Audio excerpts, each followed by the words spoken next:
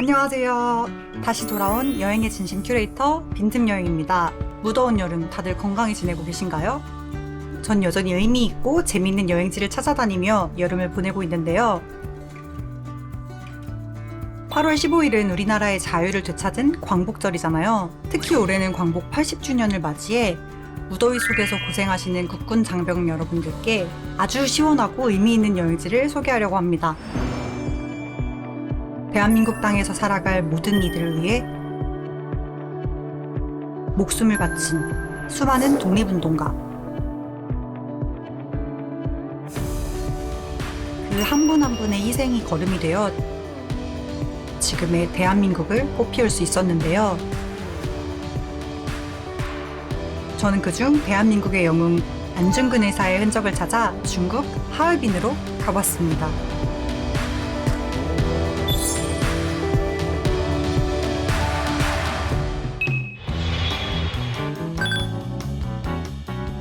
공원 깨끗하네 엄청. 아니 하얼빈 내가 여태까지 왔던 중국이랑 되게 다른데? 와! 하얼빈의 겨울은 최저 기온이 영하 30도까지 내려가는 곳인데요. 귀가 바로 싫어요 귀가. 어떡해? 제가 하얼빈 타이핑 국제공항에 도착했을 땐 영하 28도로 정말 춥더라고요. 강천 마중 아이 나왔니? 나지마. 폭한을 뚫고 저는 하얼빈의 대표 관광지인 중앙대가로 향했습니다.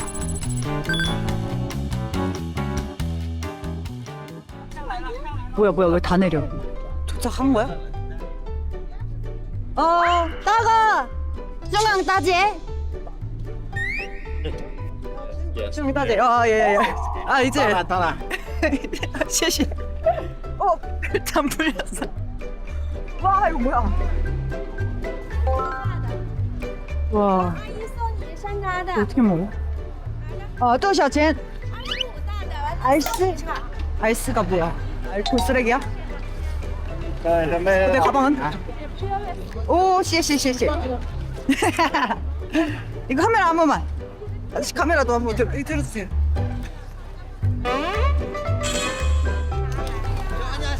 안녕하세요. 내비게이션. 됐다. Let's go.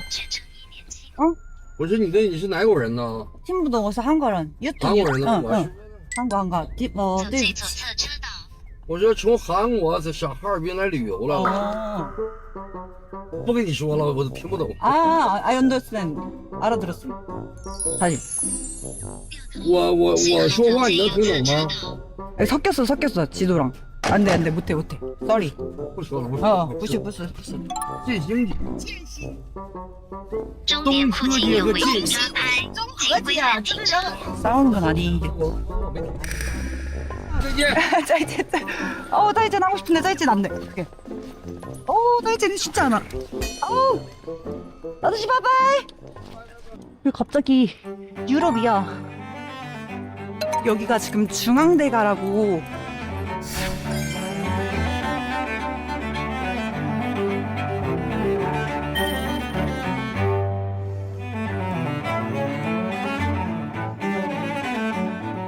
아무것도 모르는 애가 갑자기 설명하니까 좀 당황하실 텐데, 러시아하고 중국을 횡단하는 그런 철도가 생긴 도시여가지고 러시아 문화가 굉장히 많다고 들었어요. 하얼빈에 가면 중국의 다른 지역과는 색다른 도시 경관을 볼 수 있는데요. 1896년 러청 밀약을 통해 블라디보스톡에서 만주를 관통하는 동청철도가 건설되었고, 그 철길의 경유지였던 하얼빈은 동청철도의 중앙행정도시로서 교역과 문화의 중심지 역할을 했다고 합니다. 그래서 하얼빈에 남아있는 서양풍의 건물과 문화들은 러시아로부터 생긴 것이 많다고 합니다.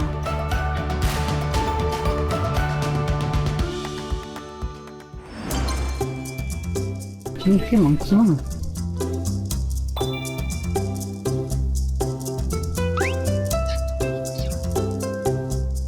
USB로 주문할 수 있는 기기야.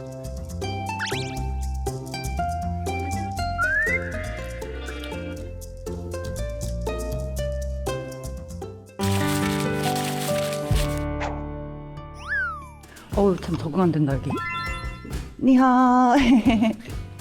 여기 너무 추운데 추우니까 갑자기 생각난 지인이 있더라고요. 제가 하얼빈에 그 지인분 찬스로 보겠습니다. 아 너무 추워. 안녕하십니까. 뭐 갑자기 그렇게 기계처럼 대답한다고요? 자기소개 해주실 건가요? 저는 안녕하십니까. 저는 하얼빈에서 이렇게 유학을 하다가 창업을 하고 해서 17년째 생활하고 있는 양입니다. 실명 공개까지. 실명에 공개하는 거 아닌가? 이거 편집해 주세요. 이거 아무튼 오늘 가이드분이네요. 여기구나. 날씨가 어떻게 이렇게 좋아요? 처음 도착한 곳은 바로 하얼빈 기차역 내부에 있는 안중근 의사 기념관입니다.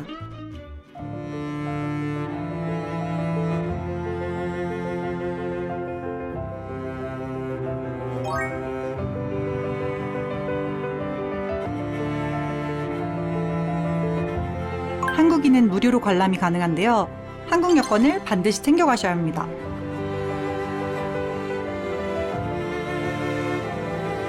이토 히로부미를 사살한 그곳이고, 여기가 지금 기념관이에요.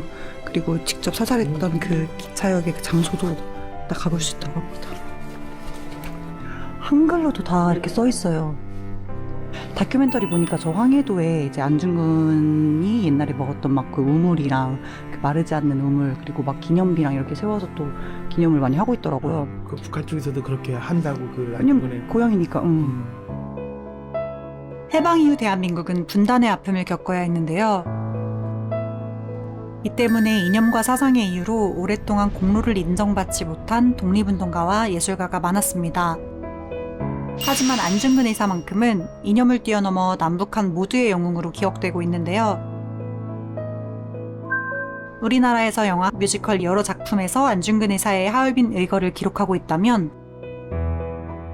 북한에서는 1979년 안중근 이등 방문을 쏘다 라는 영화로 이날을 기록했다고 합니다. 독립과 평화를 위해 목숨을 바친 애국지사에 대한 마음만큼은 하나임을 알 수 있었습니다.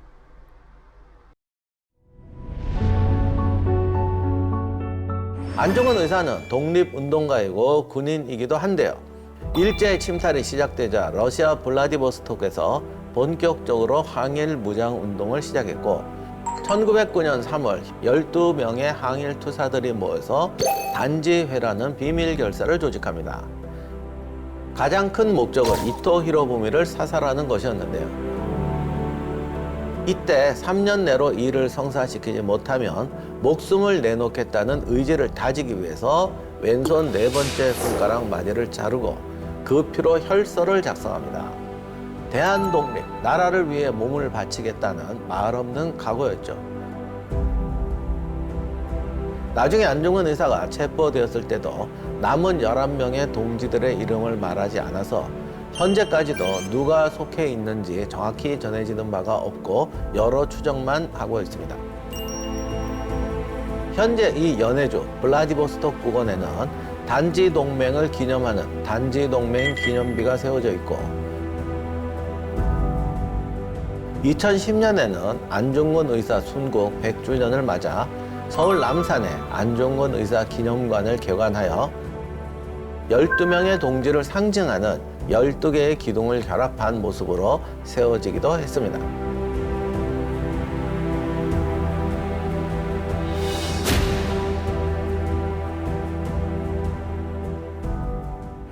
내가 찍으려고 그랬었는데 별이씨 이렇게 애국자야 안중근 옷을 이렇게 입고 다녀요. 광고 아니고요.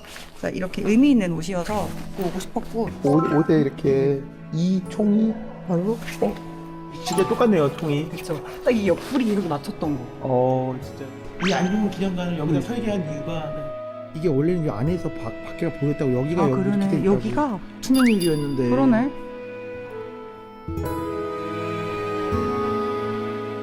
기념관을 둘러보고 드디어 안중근 의사가 이토 히로부미를 저격했던 그 실제 장소에 가봤습니다.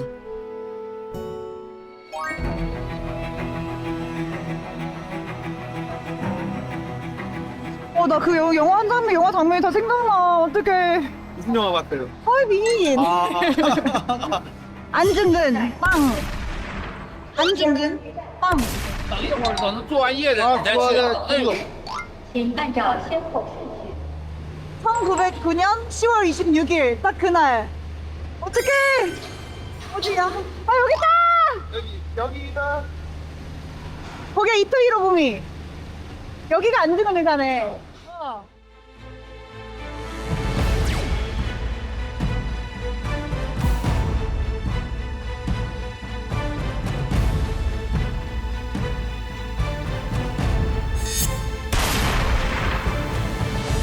단죄회가 결성된 지 6개월이 지난 9월 안중근 의사는 당시 러시아의 한글 신문사인 대동공보에 들렸다가 이토 히로부미가 만주를 시찰하러 온다는 소식을 듣게 됩니다.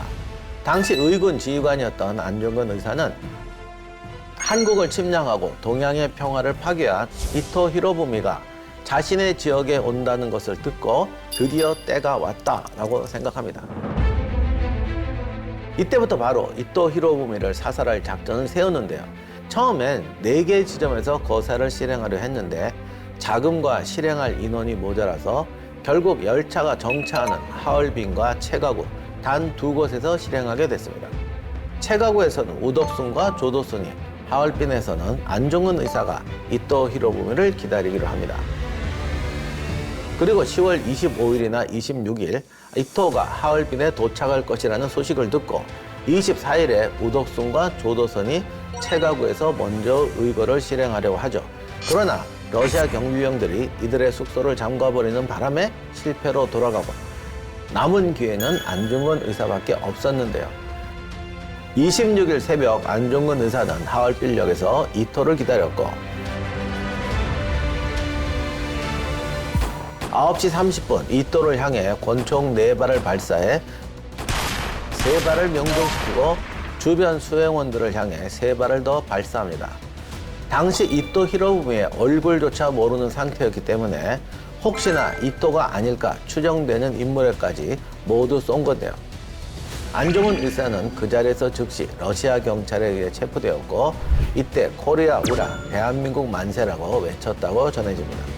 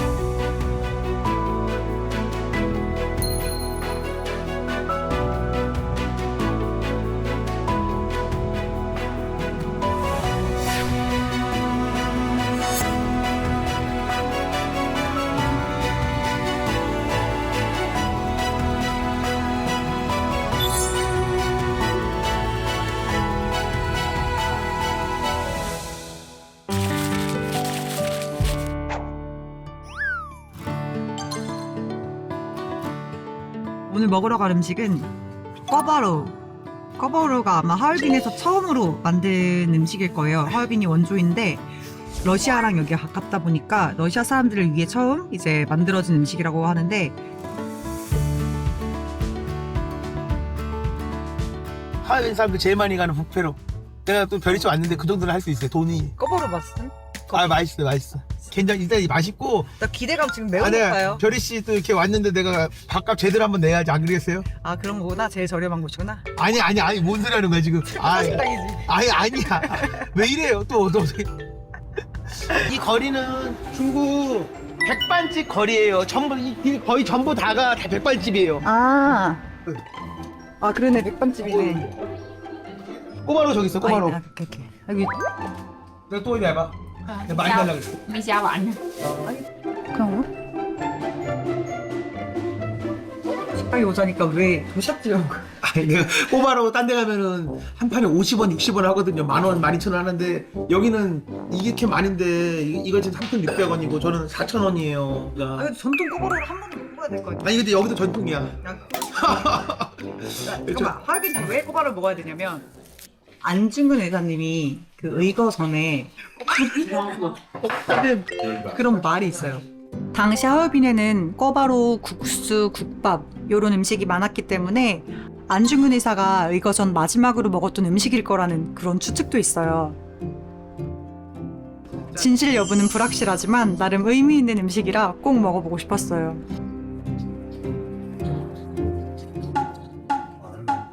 어때요? 대박. 아삭함이 하나도 없어. 이게 바로 해서 먹으면 맛있는데 이게 좀 오래돼서 그래요. 그러니까 이거 반찬 가게 오니까 오래되지. 튀겨서 해시는 가야지. 아니 내가 돈이 없어서 그래. 돈이. 내가 산 거 아니잖아. 미안해요. 돈이 없어서. 선생님 이상하게 나왔어 갑자기. 음식이 나쁘지는 않아요. 그리고 여러 가지를 다 먹을 수 있으니까 나는 혼자 온 사람들 이런 헛반집 와서 밥 먹으면 좋을 것 같아요. 헛반? 야채랑 밥은 무제한. 네, 주소는 제가 여기다가 넣겠습니다. 네? 어디 나가요? 하우츠 하우츠. 지금 도착한 곳은 조린공원. 여기가 원래는 하얼빈 공원이었어요 옛날에. 그래서 여기에 이제 안중근 의사님이 자기가 서거한 다음에 이곳에 묻어뒀다가 이제 나라가 우리 민족이 독립을 하고 나면 한국으로 옮겨달라라는 말을 하셨었는데 그러면 자기가 이제 하늘에서 보고 기뻐서 춤을 출 것이다. 안중근을 기념하는 여기 네. 비석이 있거든요. 아 네. 여기입니다. 여기 지금. 그러니까 와서 춤을 추셨어야 되는데 일본이 시신을 돌려주지 않았다. 1909년 10월 26일에 체포된 안중근 의사는 미순 감옥에 투옥되어 1910년 2월 14일에 사형 선고를 받았고 죽음을 기다리며 감옥을 극락이라고 칭하기도 했습니다. 안중근 의사가 사형 직전까지 집필하던 책이 있습니다. 안중근 의사는 어머니의 뜻을 받들어 항소를 하지 않는 대신 동양평화론이라는 책을 쓰기 위해 시간을 달라고 했는데요. 그런 안중근 의사의 의거가 불러올 후환이 두려웠던 일본이 사형을 선고한 지 40여일 후에 사형을 집행하는 바람에 결국 책은 완성하지 못했습니다.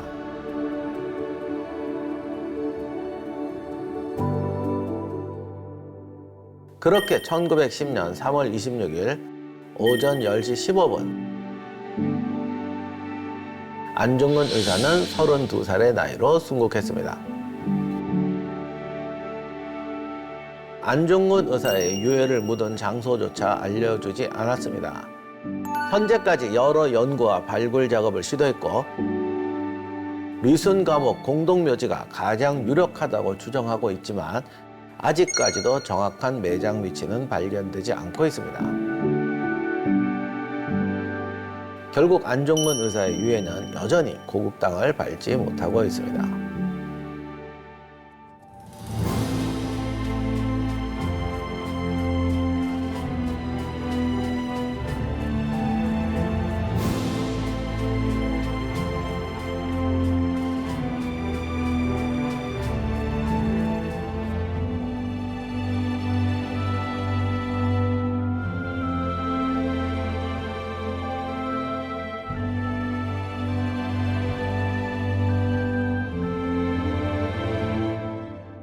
이제 독립운동가들이 안중근 의사한테 술 한잔 해라 하니까 안중근 의사가 술 끊었다.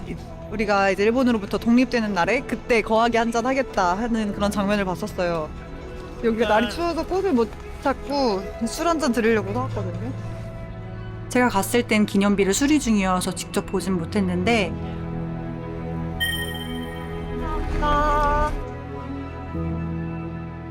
지금은 볼 수 있으니 다녀오시길 추천합니다.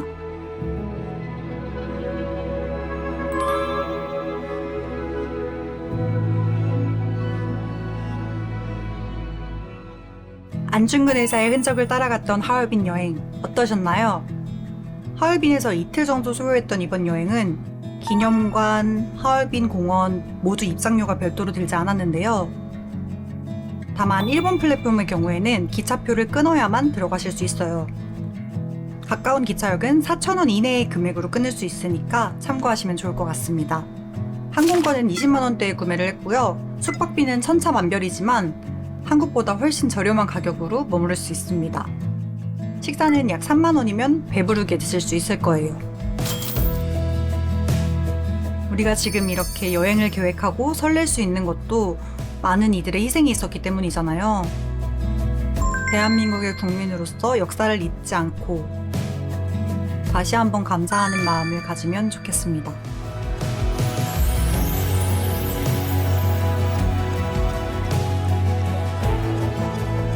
그럼 지금까지 여행의 진심 큐레이터 빈틈여행이었습니다.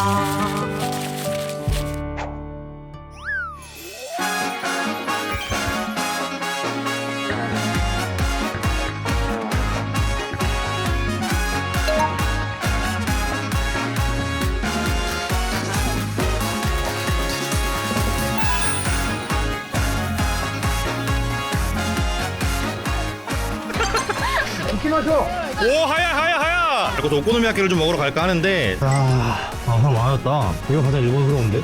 이런 좀 공원이 나오고 시계탑이 있는. 자 깜깜하게 다 보인다 우지상.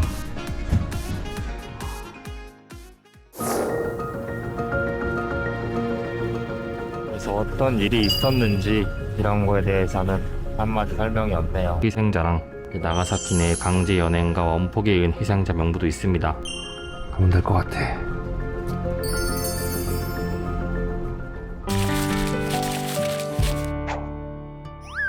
안녕하세요. 여행의 진심 큐레이터 여행 유튜버 사퀴입니다. 저는 일본에서 한국분들 대상으로 가이드를 하다가 이제 일본의 다양한 문화뿐만 아니라 세계 곳곳의 많은 정보들을 많은 분들께 소개해드리고 싶어서 지금 크리에이터로 활동 중인데요.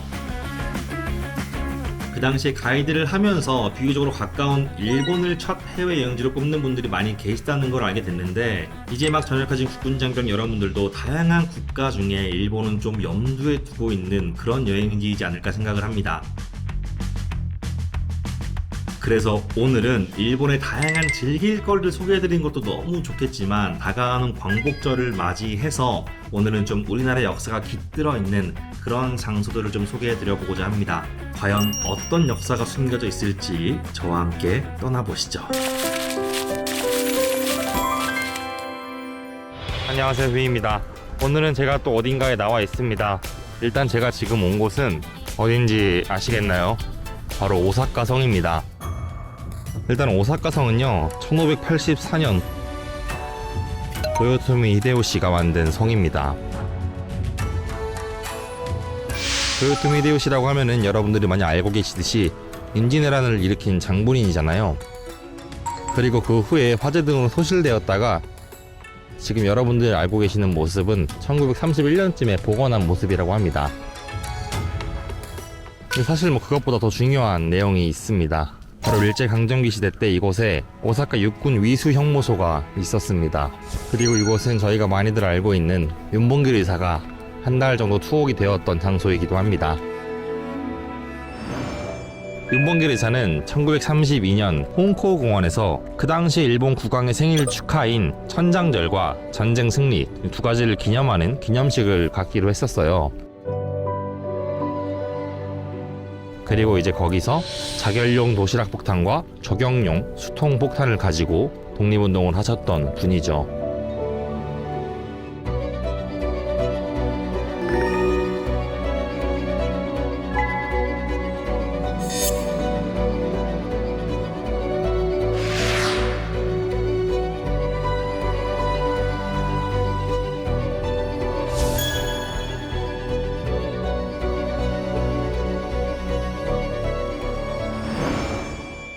윤봉길 의사가 폭탄을 던지신 게 일본의 전쟁 승리와 일본 천황의 생일 기념이었잖아요. 근데 공교롭게도 오늘 일본이 빨간 날입니다. 그리고 지금 현재 일본 천황의 생일인 날입니다. 참 공교로운 날에 왔네요. 이 성 들어가는 바로 입구 앞에 이런 신사가 하나 있습니다. 뽀코쿠 신사라고 하는 신사인데요. 아시겠나요? 근데 여기가 도요토미 히데요시, 아까 말씀드린 임진왜란을 일으킨 장본인을 신으로 모시고 있는 신사입니다. 되게 화려하지도 않고 그렇다고 뭐 초라하지도 않은 신사인데, 들어오자마자 이렇게 도요토미 히데요시의 동상이 있어요.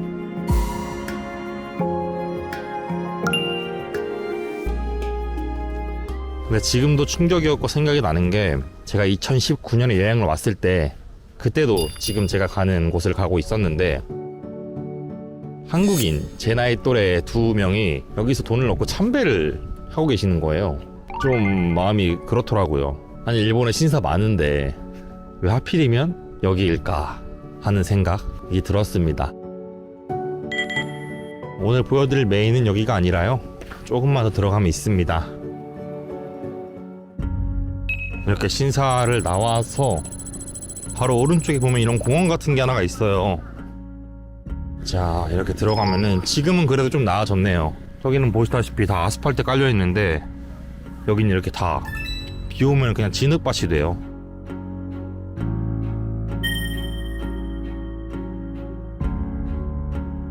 자, 여기 이렇게 비석 하나가 조그맣게 있습니다. 여러분들 이제 오사카성 내부에 있는 이치반 야구라라는 곳에 이제 가시게 되면은 새벽을 머금은 어둠 속 꽃봉오리라는 말이 적힌 이 비석을 하나 볼 수가 있는데요. 이 비석은 일본의 반전 센류 작가로 불리는 스루 아키라를 기리는 비석입니다. 그의 대표작에도 어떤 전쟁의 잔혹함이 잘 표현되어 있기도 합니다. 손과 발을 떼어내어 통나무로 만들어 돌려보내고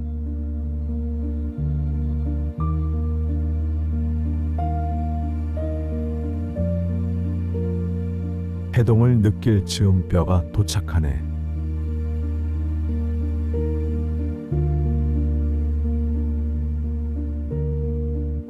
스루 아키라는 1931년도에 치안유지법 위반 판결을 받아서 지금 이 비석이 서 있는 육군 제4사단 사령부 직할 위수 형무소에 수감되게 됩니다.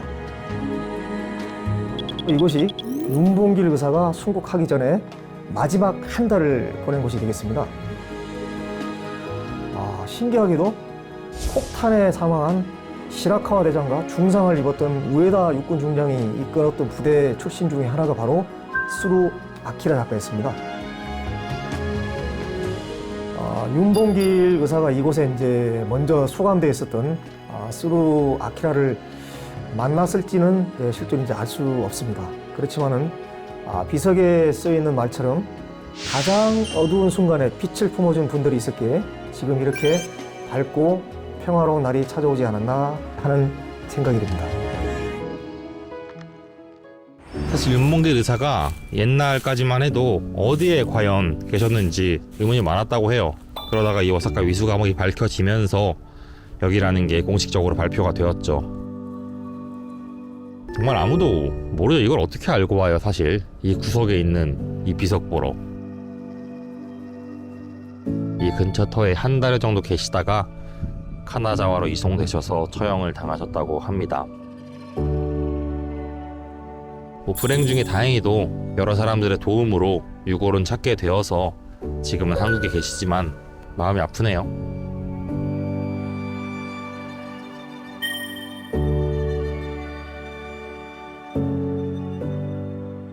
네, 뭐 사실 제가 여기를 오셔라 마라 하는 거는 제 권한 바뀐 것 같고, 사실 오사카 성 자체가 너무 이쁘긴 하잖아요. 관광으로 오시기에는 정말 웅장하기도 하고 이쁜 그런 성이니까. 하지만 어떤 곳인지는 꼭 알아주시면 좋겠고, 시간이 되신다면 여기도 한번 들려주시면 좋겠다는 게 제 마음입니다. 일본 여행을 계획하실 때 오사카는 정말 빠지지 않는 곳 중에 하나인데요. 이렇게 우리나라 역사와 관련된 것도 있다는 걸 꼭 기억해 두셨다가 여행하시면서 꼭 한 번씩 들려보셔도 좋을 것 같습니다.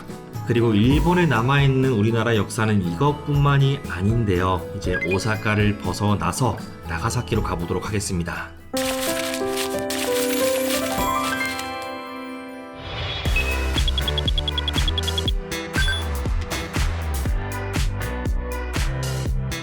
오늘은 역사 투어를 좀 하려고 합니다. 나가사키에는 또 여러가지 우리나라 관련된 역사가 많잖아요. 그 좀 슬프지만 다뤄야만 하는 주제들을 오늘 다뤄볼까 해요. 일단은 여기가 어디냐면 나가사키 원자폭탄 자료관입니다. 오늘 여러가지 정보들을 여러분들께 알려드릴 수 있으면 좋겠네요. 들어가 보겠습니다. 일단 여기는 지하 1층이고요. 뭐 여러가지 안내소나 그런 것들이 있네요. 관람 요금은 이런 식으로 개인 일반이 200엔, 초중고생이 100엔입니다. 매표소는 지하 2층에 있나봐요. 내려가 볼게요. 이렇게 점점 연도별로 내려갑니다. 원폭 터진 게 1945년이니까 45년까지 내려가지 않을까요? 네, 45년까지 내려왔네요. The aircraft banks away at high speed. Just 50 seconds later, 15 miles from ground zero, the Enola Gay is rocked by the blast.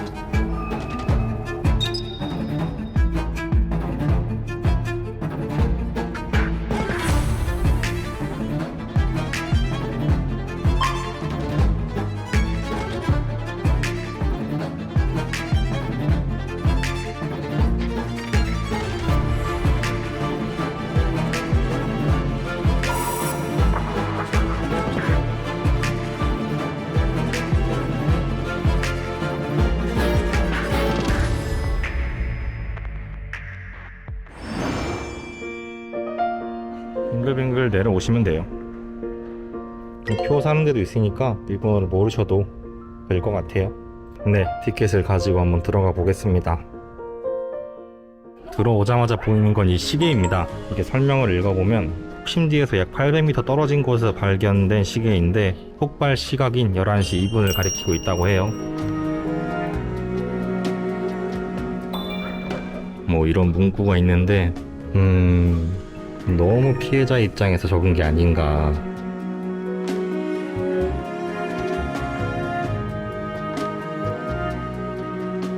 이것들은 다 실제로 그때 있었던 물건들입니다. 뭐 원자폭탄으로 인해 이렇게 모양이 변형되거나 그랬다고 하네요.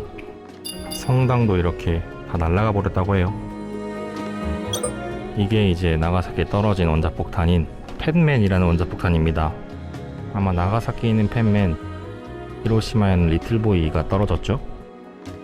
아무튼 이게 그 모형입니다.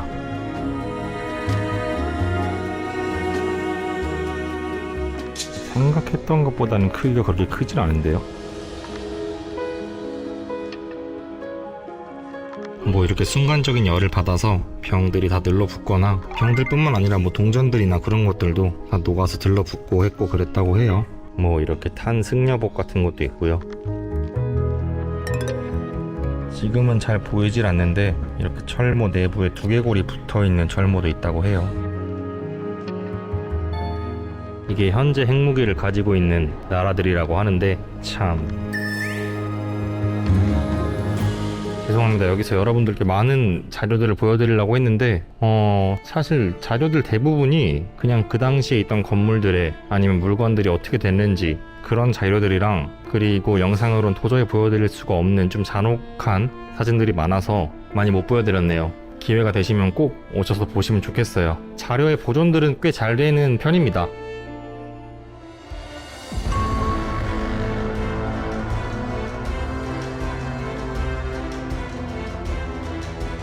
팻맨의 위력을 표현한 짧은 애니메이션도 구경할 수 있었습니다.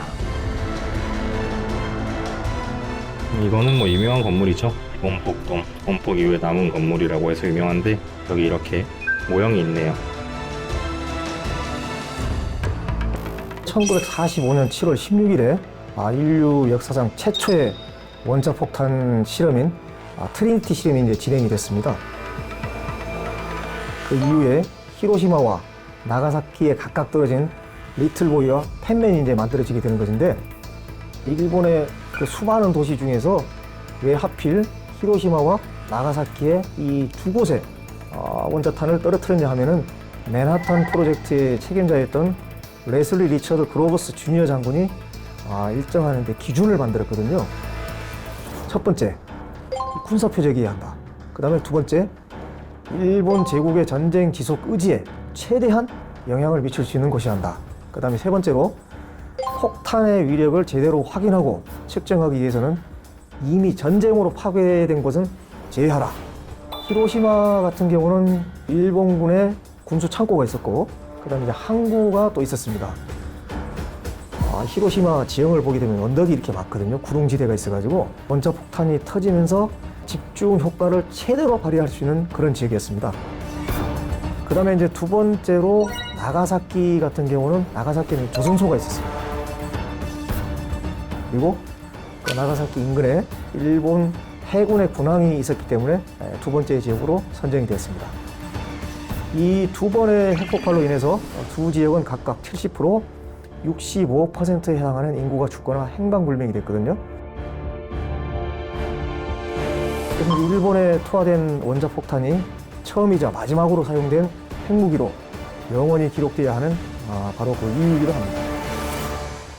원폭 자료관은 다 봤고요. 이 근처에 또 평화공원이 바로 있어가지고 평화공원으로 한번 가보도록 하겠습니다. 가시죠.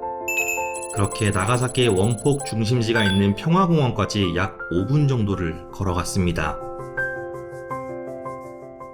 도착하자마자 보이는 거는 유명한 동상이죠. 평화의 상입니다. 이렇게 평화의 상이 먼저 있습니다. 평화의 상의 손과 눈에는 각각의 의미가 담겨 있는데요. 하늘로 뻗은 오른손은 원폭의 위협을 가리키고 수평으로 뻗은 왼손은 평화를 가리킨다고 합니다. 마지막으로 살짝 감은 두 눈은 그 당시 원폭 피해자들의 명복을 비는 의미로 당시의 참상을 보여주고 평화를 기원하는 모습으로 새겨져서 전시되어 있습니다.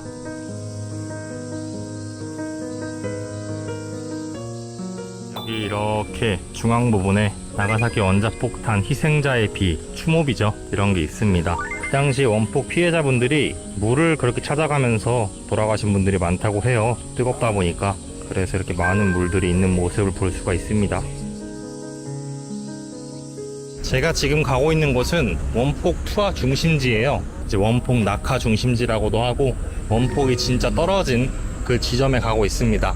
그리고 그것보다 더 중요한 게 지금 가고 있는 원폭 낙하 중심지 근처에 제가 가고 싶은 곳이 있어서 이렇게 더운 날씨임에도 불구하고 가고 있습니다.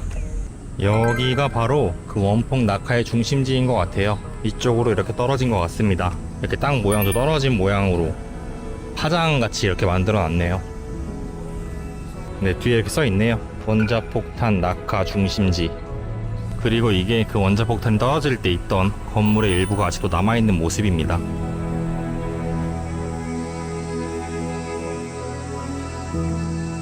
여기 이렇게 피폭 당시의 지층도 보존을 해놨어요. 안에 보시면 보이실려나 모르겠는데 땅이 파지고 여러가지 집기들이 막 땅속으로 들어가면서 지금도 땅속에는 이런 유리잔들이나 가전집기들이 많이 보인다고 합니다. 보존은 진짜 잘 해놨네요. 조그만 길을 하나 건너서 오면 이렇게 또 원폭 위령비가 있고요. 그 옆에는 이렇게 평화를 비는 소녀상도 있습니다. 그리고 제가 찾는 거는 더 안쪽으로 들어가서 정말 구석진 곳에 여기 화장실 바로 옆에 있네요. 여기입니다.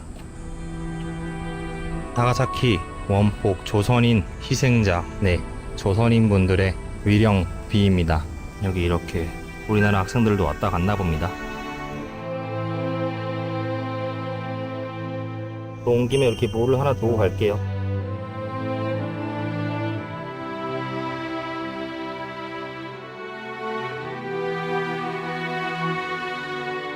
제가 갔을 때는 없었지만 한국인 원폭 희생자 위령비가 원폭이 투하된 이후 76년 만에 다시 세워지게 됐는데요. 다시 고국 땅을 밟으리라는 그 뜻을 끝내 이루지 못하고 표식 하나 없이 이국 땅의 한 줌의 흙으로 남은 한국인들을 기린다는 추도문이 새겨져 있다고 합니다.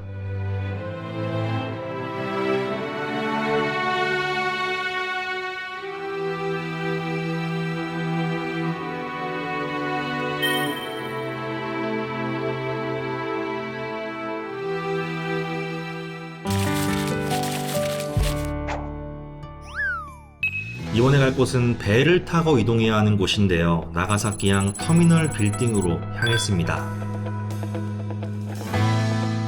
네, 여러분, 저는 나가사키 항구 터미널로 왔습니다. 여기 왜 왔냐? 네, 맞습니다. 오늘의 하이라이트죠. 군함도를 한번 가보려고 합니다.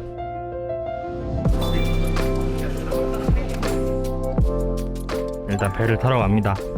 이게 티켓이고요.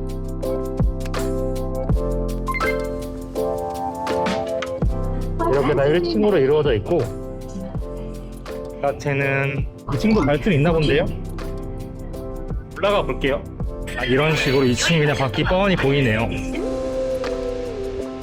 그래도 항구는 아름답네요. 여기가 그 유명한 대지멍이라는 데예요.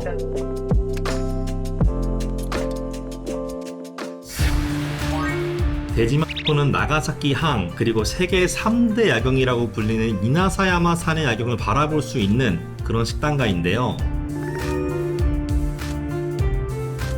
야경을 좋아하신다면 데지마코에서 시간을 보내시는 것도 좋을 것 같습니다.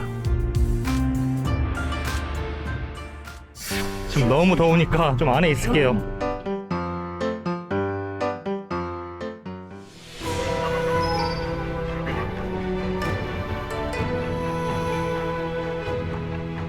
가이드의 안내를 받으면서 약 40분 정도가 지나니 군함도라고 불리는 하시마 섬이 보이기 시작했습니다.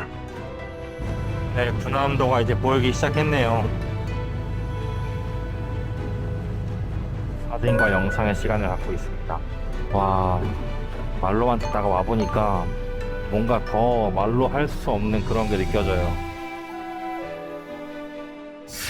군함도 같은 경우는 이제 본명이 이제 하시마섬인데요. 카가급 전함 2번함인 토사의 미완성된 모습과 비슷하다고 해서 일본에서 군함도라는 이 별명으로 이렇게 불렸습니다. 태평양 전쟁 이전에는 주로 이제 일본인 광부가 이제 많이 거주를 하고 있었습니다. 그리고 이제 이 광부들의 수입도 상당히 이제 이게 높았다고 하는데요.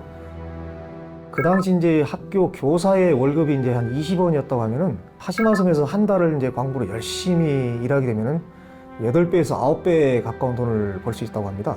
그런데 이제 태평양 전쟁이 중반쯤에 접어들면서 젊은 일본인들이 이제 다 징집이 되어가지고 그래서 이제 일본은 식민지 사람들을 차출해가지고 이제 군함도를 이렇게 보내게 되는데요.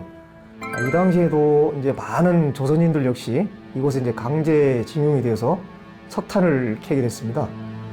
이들은 이제 하루 2교대로 16시간씩 일을 하고 햇빛도 안 들어오고 바람도 불지 않은 지하에서 생활했다고 합니다.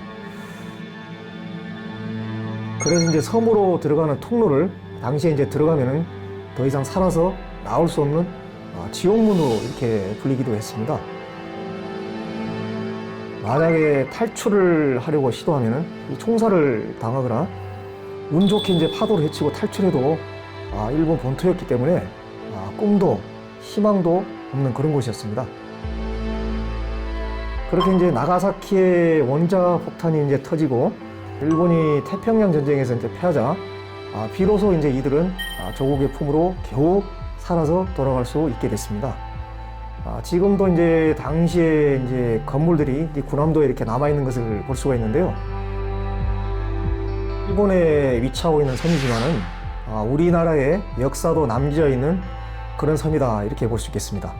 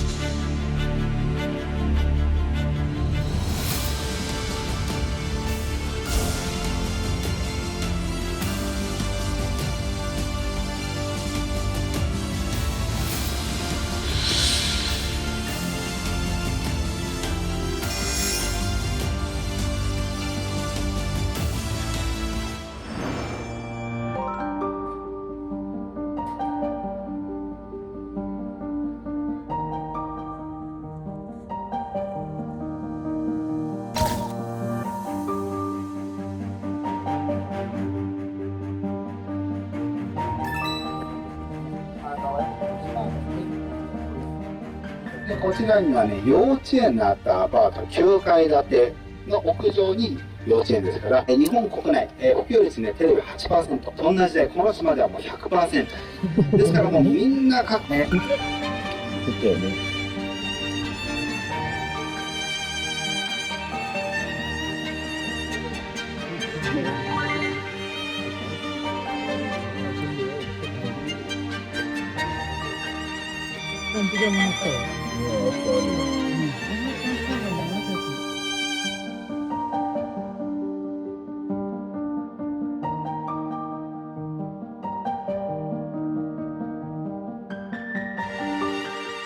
뭔가 답답하네요, 계속.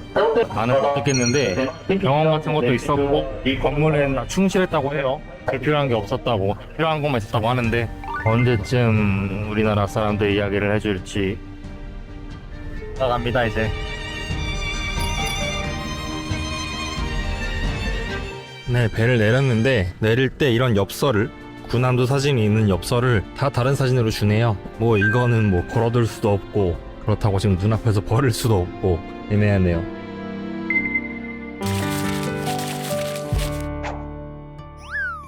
일본에 남겨져 있는 우리나라의 역사를 알아보는 저만의 역사 여행을 함께 보셨는데 어떠셨나요? 이렇게 우리의 참혹한 역사를 볼 수 있는 이런 여행을 다크 투어리즘이라고 하는데요. 우리가 흔히 하는 먹고 즐기는 그런 즐거운 여행은 아니지만 우리가 지금 누리고 있는 이 행복은 많은 분들의 피와 땀이 만들어낸 의미 있는 순간임을 깨닫게 하는 그런 여행이기 때문에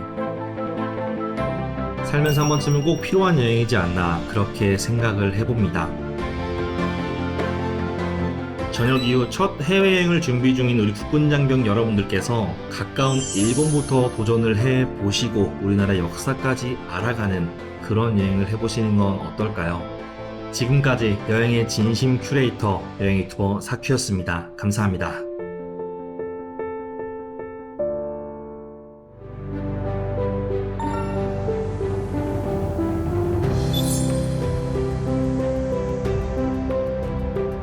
전 세계에 있는 사람들과 나라들 사이에 평화와 화해가를 위해 기도합니다.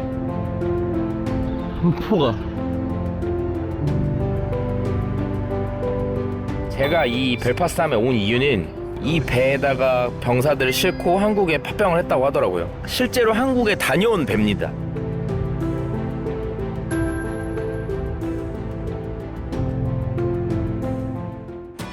메라바! 이번 가을에 여행하기 정말 좋은 그리고 독특한 경관을 볼 수 있는 그런 여행지를 소개해 드리려고 합니다.